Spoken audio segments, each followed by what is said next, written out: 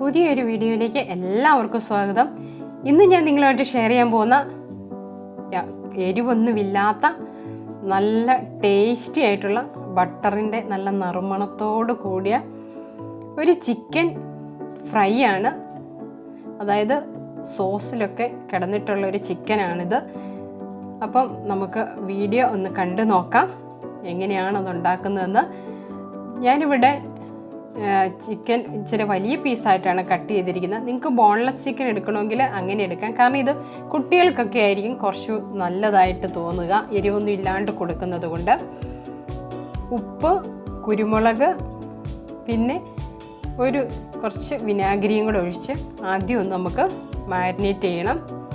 ഇത് നമ്മൾ മാരിനേറ്റ് ചെയ്ത് കുറച്ച് സമയം വെച്ചതിന് ശേഷം വേണം ഒന്ന് ഫ്രൈ ചെയ്യാൻ. അപ്പോഴാണ് ഇതിലേക്ക് ഉപ്പൊക്കെ ഈ സമയമാണ് ഈ ചിക്കൻ്റെ പീസിന് ആവശ്യമുള്ള ഉപ്പ് ചേർത്ത് കൊടുക്കണം കേട്ടോ.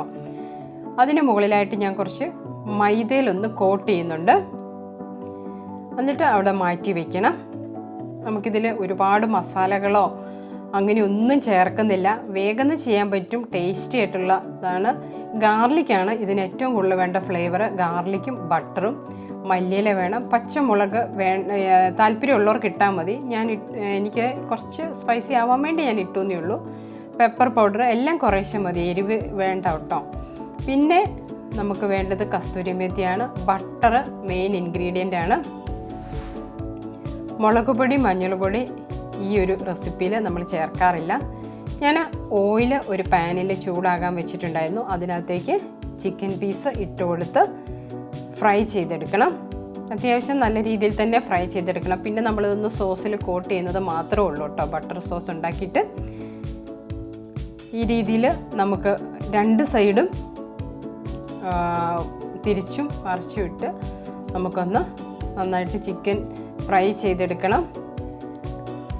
എല്ലോടുകൂടിയ പീസാണ് ഇവിടെ എല്ലാവർക്കും ഇഷ്ടം. അതുകൊണ്ടാണ് ഞാൻ അങ്ങനെ. നിങ്ങൾക്ക് ബോൺലെസ് ആക്കണമെങ്കിൽ അങ്ങനെ ചെയ്യാം. അതാകുമ്പം നമുക്ക് വേഗം ഫ്രൈ ആയി കിട്ടുകയും ചെയ്യും. ചിക്കൻ പീസ് എല്ലോടുകൂടി ഫ്രൈ ചെയ്യുന്നത് അത്രയും ടൈം വേണ്ട, നമുക്ക് വേഗം റെഡിയാക്കി എടുക്കാൻ പറ്റും. എന്തായാലും ഈ റെസിപ്പി വളരെ ടേസ്റ്റി ആയിട്ടുള്ളതാണ്. കാരണം ബട്ടറും ഗാർലിക്കും കൂടെ ചേരുമ്പോഴത്തെ ഒരു ടേസ്റ്റ് നല്ലതാണ്. ഇവിടെ ചിക്കൻ പീസ് റെഡി ആയിട്ടുണ്ട്. അത് ഞാനൊന്ന് കോരി മാറ്റി വെച്ചിട്ട് ആ പാനിൽ നിന്ന് ഓയിൽ ഒഴിവാക്കിയിട്ട് അതിനകത്തേക്ക് ബട്ടർ ഇട്ട് കൊടുക്കണം. ബട്ടർ ഒന്ന് മെൽറ്റ് ആകണം. അതിനകത്ത് നമുക്ക് ആ ഗാർലിക്കും കൂടി അങ്ങ് ഇട്ട് കഴിയുമ്പോൾ ഉണ്ടല്ലോ നല്ലൊരു സ്മെല്ല്. ബട്ടറും ഗാർലിക്കിൻ്റെയും സ്മെല്ല് നമുക്ക് ഭയങ്കരമായിട്ടും ഇഷ്ടം തോന്നുന്നൊരു സ്മെല്ലാണ്. അപ്പോൾ അതിനകത്തേക്ക് ചിക്കനും കൂടി ഇട്ട് കഴിയുമ്പോഴോ എന്തൊരു ടേസ്റ്റാണെന്നറിയാമോ. ശരിക്കും നിങ്ങൾ ഈ റെസിപ്പി ഒന്ന് ട്രൈ ചെയ്ത് നോക്കണം. നമ്മൾ സാധാരണ മസാലയിലൊക്കെ കോട്ട് ചെയ്ത് ഫ്രൈ ചെയ്തതിൽ നിന്ന് ഡിഫറെൻ്റ് ആയിട്ട് ഇടയ്ക്ക് ഇങ്ങനെ ഒന്ന് ചെയ്ത് നോക്കുമ്പോൾ ഒത്തിരി നല്ലതാണ്. ഞാൻ ഗാർലിക്ക് ഇട്ട് കൊടുത്തിട്ടുണ്ട്. ആ ഗാർലിക്ക് ഒന്ന് നന്നായിട്ടൊന്ന് മൂക്കണം. അതിനകത്തേക്ക് ഒരു വലിയ സ്പൂണ് മൈദയും കൂടി ഇട്ട് കൊടുക്കണം. നമുക്കിതൊരു സോസാക്കാൻ വേണ്ടിയിട്ടാണ്.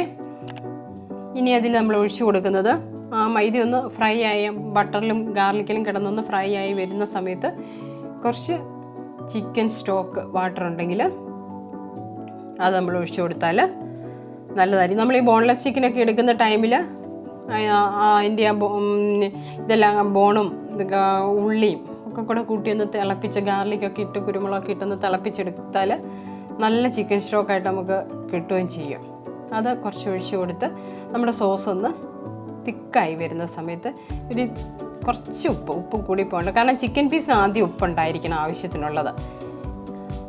ഇനി നമ്മൾ ചേർക്കുന്നത് പെപ്പർ പൗഡറും പിന്നെ എടുത്തു വെച്ചിരിക്കുന്ന കസ്തൂരി മെത്തിയും നല്ലൊരു ഫ്ലേവറാണെന്ന് അറിയാമല്ലോ. എപ്പോഴും നമ്മൾ ചിക്കനൊക്കെ ചേർക്കുമ്പോൾ അതും കൂടെ ചേർത്ത് നന്നായിട്ട് ഒന്ന് കസ്തൂരി മെത്തി കൂടി പോകരുത് കേട്ടോ, അതൊരു കയ്പിലേക്ക് വരുവേ.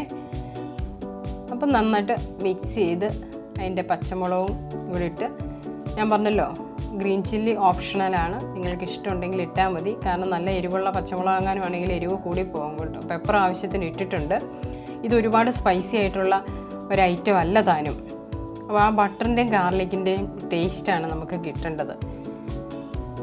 ഇനി ഫ്രൈ ചെയ്ത് വെച്ചിരിക്കുന്ന ചിക്കൻ പീസ് എല്ലാം കൂടി ഇട്ട് കൊടുത്ത് നന്നായിട്ട് നമ്മുടെ സോസിൽ കിടന്ന് ഒന്ന് നന്നായിട്ട് തിളച്ച് വേണം. ലോ ഫ്ലെയിമിൽ ഇട്ടാൽ മതി, അല്ലെങ്കിൽ വേഗം സോസ് കുറുകി പോകുമല്ലോ. ഇതുപോലെ കംപ്ലീറ്റ് നമുക്ക് അതിനകത്തേക്ക് പുരണ്ടിരിക്കണം. ചിക്കൻ പീസിൽ ഓരോ പീസിലും മല്ലിയില ഇട്ട് കൊടുക്കണം. നന്നായിട്ട് മിക്സ് ആയതിന് ശേഷം നമുക്ക് ഓഫ് ചെയ്യാം. ഓഫ് ചെയ്തിട്ട് നമുക്കിത് നല്ല ചൂടോടുകൂടി വേണേ, ബട്ടറിൻ്റെ ഫ്ലേവർ ഉള്ളതുകൊണ്ട് തന്നെ നമുക്കിത് നല്ല ചൂടോടുകൂടി കഴിക്കേണ്ടതാണ്. നല്ല നാണൊക്കെ കൂട്ടി കഴിക്കാൻ വളരെ സൂപ്പറായിരിക്കും. അപ്പോൾ ഇന്നത്തെ എൻ്റെ റെസിപ്പി നിങ്ങൾക്ക് എല്ലാവർക്കും ഇഷ്ടപ്പെട്ടെന്ന് വിചാരിക്കുന്നു. ഇഷ്ടപ്പെട്ടെങ്കിൽ നിങ്ങൾ എല്ലാവരും ഒന്ന് ട്രൈ ചെയ്ത് നോക്കി നിങ്ങളുടെ അഭിപ്രായങ്ങൾ അറിയിക്കുക. എല്ലാവരും ഒന്ന് ലൈക്ക് ചെയ്യുക, ഷെയർ ചെയ്യുക. പിന്നെ ആദ്യമായിട്ട് ചാനൽ കാണുന്നവർ സബ്സ്ക്രൈബ് ചെയ്യാൻ മറക്കരുത് കേട്ടോ. നിങ്ങൾ എൻ്റെ വീഡിയോസൊക്കെ കണ്ട് എന്നെ സപ്പോർട്ട് ചെയ്യുന്നതിൽ ഒരുപാട് സന്തോഷമുണ്ട്. നിങ്ങളെല്ലാവരും സുഖമായിട്ടിരിക്കുക.